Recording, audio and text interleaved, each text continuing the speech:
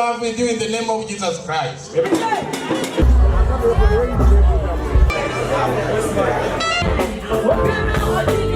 The church needs more worshipers. Well, yes, we work together as brothers, as workmates, as pastors in the ministry. Okay, We are not static. We don't stay in a place, in a single place. We move to different directions, different regions, different communities, doing different jobs. Okay. So basically, that's what we are. Yeah, we work together, we evangelize together, we plant church together, we work on the farm together. Yeah, we visit, we go place to place. Yeah, time to time together. We move together as a team. Not only two of us, but we have a team. We move as a team. Now, if we go back further back in the story, how did you hear about Christ, or if you like, how did you come into contact with the Church of God Seventh Day? Oh, Church of God Seventh Day. Actually, Church of God Seventh Day, we come across them through Bible Advocate. Okay. Yeah, and that time, Belix was the director, William Belix, CX. Yeah. So then we wrote a letter to him through our overseer, Peter Blackie. Then his response was very nice. You know, that was since 2003. 2003. Yeah, on to 2004, 5, 6. Then we became official members in IMC 2006. Okay. During the convention that particular year, when they voted for Sierra Leone. In our absence, we were not there. Yeah. So, were you, Brother Manasseh, part of that story back then? Yeah, of course, yes. I was part of the story, and presently I'm part of that story. But whatever he has said is a collaboration. There is no much difference. There is not much difference, although he is senior for me in the ministry. He has vast knowledge about the formation of Church of God 7 Days in Sierra Leone, more than me. But there are little bit difference as how I came in contact with Church of God 7 Days. All started from them. Yes, because they are the original founders of COG7 in Sierra Leone. And I came in contact with them since 2011. Yeah, since 2011, when visitors like Bram Becker, Bill Clinton, Brian Clinton, and Noah was about to visit Sierra Leone. So in the event, there are communities which really was vulnerable, was prepared for their visit. Yeah. So I was contacted. From then, I prepared the platform for them, and when the visitors arrived, everything was okay and it was successful, and that's how I came in contact with Church of God 7 Day. Oh, wonderful. That's good. What was your, if I can ask you both, Victor and Manasseh, what was the defining moment in your call to Christ when you realized, was it from childhood, was it a certain point in your life? Well, first of all, I was, a notorious drug addict. I'm taking much of marijuana before coming to Christ. And it's very serious. Yes, honestly, life was really dangerous. Considering the youth age are always dangerous because our expectations are so high. In that event, we choose to live our own life. Not what the parents say, not what the pastor say, but what I say. And at that time, each church I visited, if the pastor or the preacher talk about marijuana or any other drugs, I will never go to that church again. I will never visit that church again. So that was how I keep on moving from church to church. I even attend a service at Indian temple. just running away from the truth.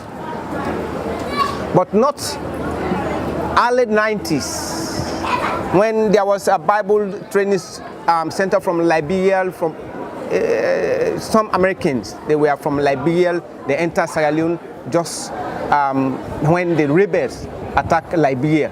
So they moved from Monrovia and they came to Sierra Leone, most especially in the capital city. It was then I received Christ as a personal Lord and Savior. Yeah, during the 90s. What about yourself, Victor? Like for me, I was a Catholic. Yeah. Until during the war, that's 1997, when the rebels invaded Freetown.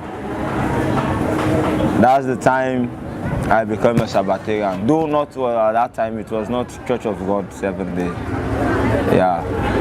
The church at that time, it was Christ the Hope. Yeah, but it was a Sabbath church. And it was not an Adventist, but just a separate church. Yeah, but that church is the one that transformed to the Church of God 7th Day. And until I came in contact with the Sabbath, that's the time I came to know Christ. I was just a church goer at that time. And I was baptized when I was a Catholic, but it was a sprinkling. So I have to re-baptize again in mansion. Yeah, when I joined the Sabbath, and I never regretted joining the Sabbath. Oh, wonderful! That's quite a testimony for both of you. Yeah, of course. What do you see as the greatest potential in Sierra Leone, and what do you see as the greatest challenges? The greatest potential and the greatest challenges. The potential is so enormous, it's so plentiful. The harvest is so much. You see, like our country, Sierra Leone, 70% is Muslim. Then 5% or 10% is African tradition. They worship Africa, they practice African tradition. So let me say Christians are just 20%. And this 20%, you have different denominations. You have the Catholics, you have the Methodists, you have the Presbyterians, you have the Pentecost, then you have the Sabbath keepers. The Sabbath keepers, you have the SDA, then you have the Baptists, then you have we, the Church of God 7th Day. So like there's a lot of potential, because like the way our church is going exponentially in Sierra Leone, and mostly we are winning over both sides. We are bringing our Christian brothers to the Sabbath, then we are also gaining from the Muslim dominant area, we're bringing them. And we do that through different means, several ways, through the farming, because we farm in community where 90% of the villagers are all Muslims. When we come to work, we talk to you about Christ, Then we have the great potential to, to win more souls, thousands or millions of souls in Sierra Leone. The potential, the harvest is there. On the challenges that you're facing? Well, yes. In connection with what Victor Bangura has just said, these potentials go together with the challenges. Considering the percentage that he has mentioned, the Muslims are not the problem. They are never our problems, because they need Christ. But those who have received Christ in a very wrong concept, they have received Christ, but they are practicing Christianity in the wrong way. What I mean, there are denominations, like I said the last time, the Catholic people. They influence the gospel so much in our country. They use the government. The time Catholic entered into our country, government was so vulnerable. They don't have money. And the Catholic enter and do a lot of investments. They talk about hospital, they talk about school, they talk about whatever investment, even down to the media, the radio station, the universities. Like for some of us, we went to school as a result of Catholic provision. They were cooking. They were cooking. Yeah. And as a child, when you heard that people are cooking, you will go there. And when you get there, you have the food, you stay there. So that's how we enter a Catholic school. I attended Catholic primary school. I attended Catholic secondary school. It was only during my first year in college I decided not to mix myself again with Catholic, but not them. I was still ignorant about what they have done to our people, what they have done to the nation. They suppressed the gospel in a very vast way, and that is the present challenge we are now facing. Each time we want to expose some of this thing that is covered, they rise up, and they have the power, they have the money, they can use the government to like stop, become an hindrance. If we go to the radio station that is owned by them, they will stop the radio station. If you encourage these people again, you will not work here. We will close this radio station. Okay, these are some of the challenges we are facing presently. Then besides, there are facilities, there are areas we don't have our own facility. We haven't built church there, but they have their schools. We can go to the school and start our ministry. But the moment they know that these ministries belong to Church of God 7 Day, that is the end. They will stop. But it has happened in different communities with different people. So if you ask that, what are the challenges? These are some, there are so many, but these are just the typical and the visible one that we are confronted, because it involved the state, it involved the government, because most of these government officers, they are Catholic. You talk about big men in the police, they are Catholic. You talk about ministers, they are Catholic. You talk about military officers, they are. The current president, in fact, the President Julius Maada is a Catholic, is a strong Catholic member, right? So their case is just like anything. They can do anything and go scot-free. Nobody question them. But this challenge is a testimony for Church of God 7 Day, like I said earlier. The more we are persecuted, the more we are challenged, the more we are confronted. People want to know why these guys are blocking these people. Why are they stopping them? Why are they stopping? Let them allow what they want to say, let them say it. But they never allow us to do it. But that will not discourage us. Because as of now, the little time we have to the media, we can make use of it, and we win souls. People heard, they know the truth, and they are coming from these churches there that are being affected, coming back to Church of God 7 Day, because the truth is revealed. That is all about what we are about to do in our country, Sierra Leone. You know, the 10-point vision has been adopted by the International Ministerial Congress, defining who we are. Yeah. Have you been able to share the 10-point vision in your conference area? Of course, yeah. Yes. Yeah. Yes, because like I think it was you who gave me one blue book Okay, yeah. in Argentina. That's right, yeah. If I were to ask you a question of those 10 points, if someone said, would you like to pick a subject, Victor, and prepare a sermon, or Victor or Manasseh to prepare a sermon, of course, which is the easiest of those 10 points that you really gravitate to easiest? Yeah, I can do that, you know. Yeah, like me, engaging in witness. Okay, yeah. Yeah, of course. Is there a reason why that would be easier for you? If there's a reason why that will be easier for me, yeah, of course, there are a lot of reasons. Okay. Yeah, because one, Church of God is a church that is Bible-based church, Bible-centered church. So I believe, and it's not only my belief, it's the fact, everything we do in Church of God is Bible-based, is Bible-centered. And that's a command to engage in witness, to witness to my fellow. And that's why we do it. We do it in public transport. We do it in any gathering. We do it in the farm. We do it in the schools. We do it anywhere, every time, everywhere. We do it. We engage in witness. It's very easy. Do you have the same? Yes. Is there another one that yes, I have something that I am always committed. In fact, I'm the one that handles the Sabbath school. I'm a regular Sabbath school teacher, and I train people to become a disciple. 2016, we were in the Kailaon district. We trained about 26 pastors. All of them are coming from Catholic background, Methodist background. But when we reach out to them, they come to the sense that this is true. So all what we need, in fact, one of the youth pastor requested for training. By then, Brian Clinton was with us in Sierra Leone. So they endorsed that training, and I facilitate the training process. We conducted the training process about 3 months. I left my family, I left my wife, I go to Far East in the Kailaun district, organize this training together with my brother, and we train 26 pastors and 26 assistant pastors. As of now, we have 26 churches in Kailaun district alone, out of that discipleship training. And besides that, in our absence, these guys can go to the radio station on behalf of we. They defend the doctrine of COG7 in the Kailaun district. That is one tremendous advance and benefit we got out of the 10 points that we have from COG7. Victor, is there one there that you probably find the hardest to prepare a message on? I don't think so. I don't think so.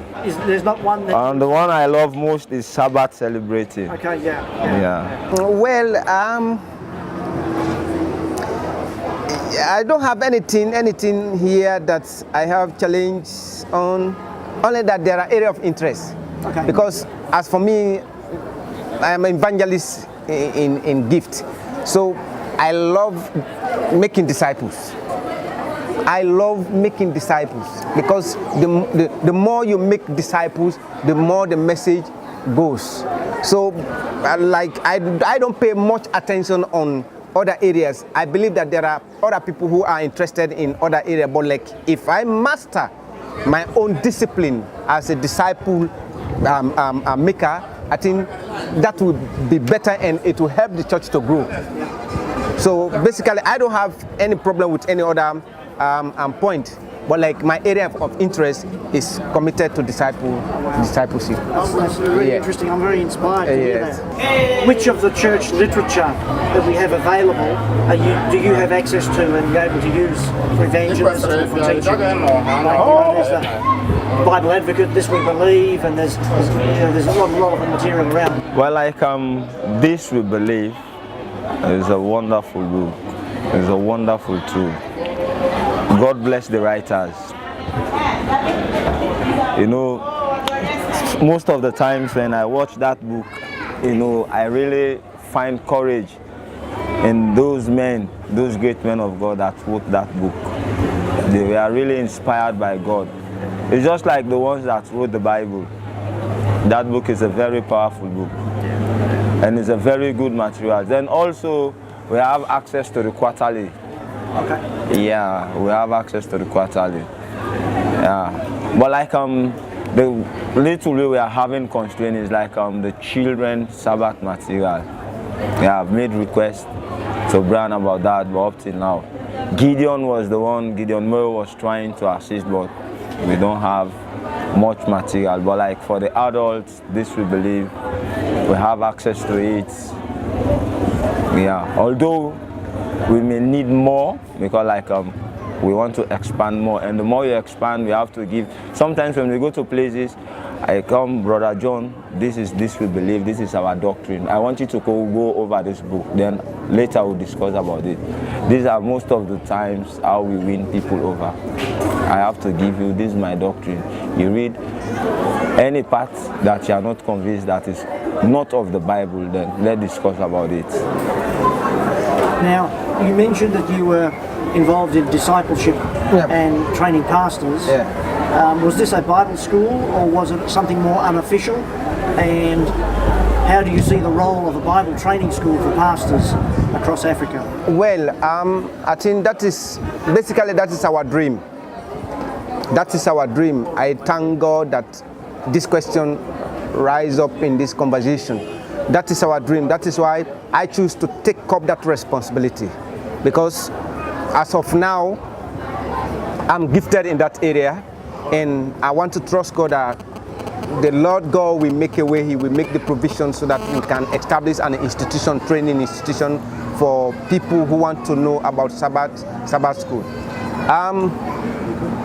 Like that. That is exactly what we are dreaming, because the one that we did in the Eastern Province was not a Bible school.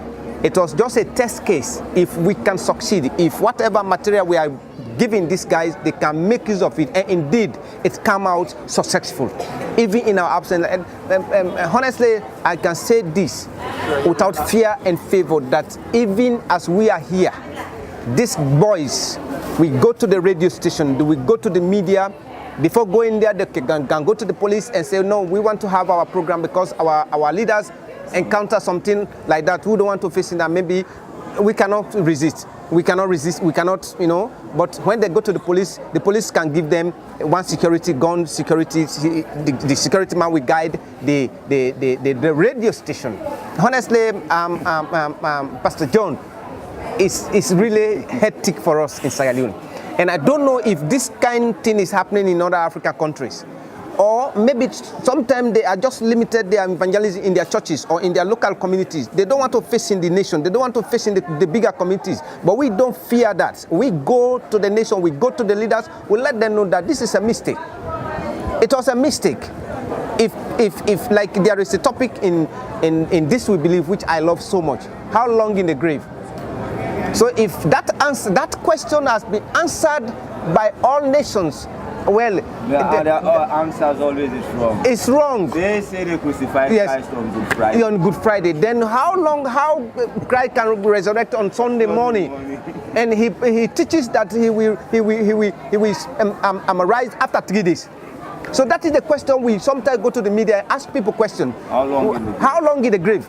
If you can answer me traditionally, let us put aside the Bible. Traditionally, when somebody died, 3 days, then that body is now decay.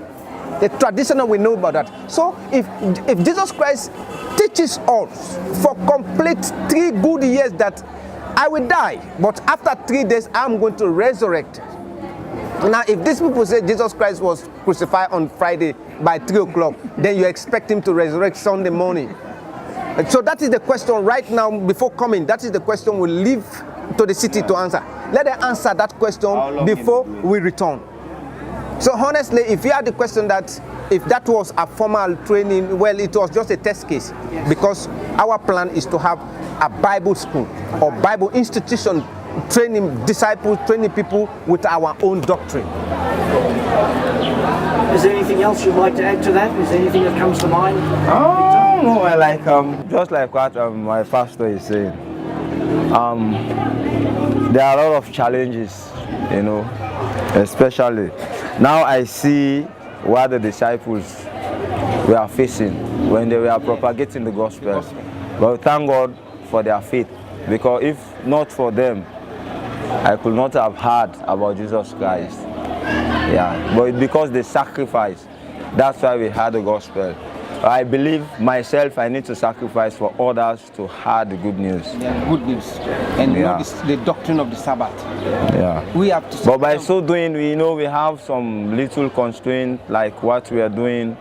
But I believe on Sunday when we do our presentation, you will hear about that, because like in some areas we have constraint in terms of movement, transportation, that one. Then two, the major thing we are dying need of is a radio station. Okay. We have radio station. We are going to conquer Sierra Leone, Liberia, Guinea. And that is our vision. We have our radio station. We have our training institute. We equip people. They can go to the radio station and say what they have learned.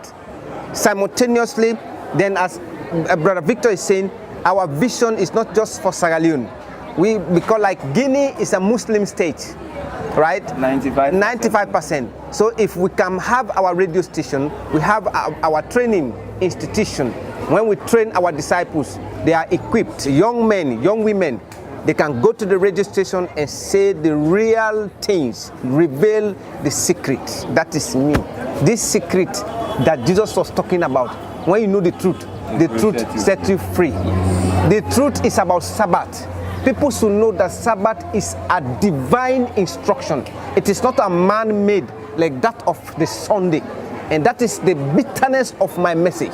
Each time I am on the ear, people will grow offended. Divine instruction is what we are following. God say it. God Christ himself said it. He said, I am the Lord of the Sabbath. God. God set it as I'm an the Lord example. of the Sabbath. And besides setting as an example, he gave it as a command in the wilderness. The people practice it for 400 years. People practice it for 40 years. So where did the idea of Sunday come from? In the Bible, it is not there. If it is there, then bring your proof. Just bring the proof. We are ready. So if we have our radio station, all those people who have misled Sierra Leoneans, Africans, they are going to be put to shame. Can I ask you just one final question? No problem. Do people in Sierra Leone listen to much radio? That's the most means of communication. You know, the number of literacy is the one that can read in Sierra Leone is less than 30%. So people listen to radio. If government wants to disseminate information or pastors, you go through the radio. People don't read newspaper or magazines, they listen to radio in local languages than any other thing. Victor, thank you very much. Thank you, sir. Manasseh, Brother Manasseh, thank you for your time. Thank you. May God bless and encourage you both. Yes. As we faithfully continue, and we'll have another conversation again another time. Okay. No problem, you're welcome at any time. Okay, well thank you. One day we will be in Sierra Leone and see for yourself By God's grace. what we are saying. Okay. Thank you.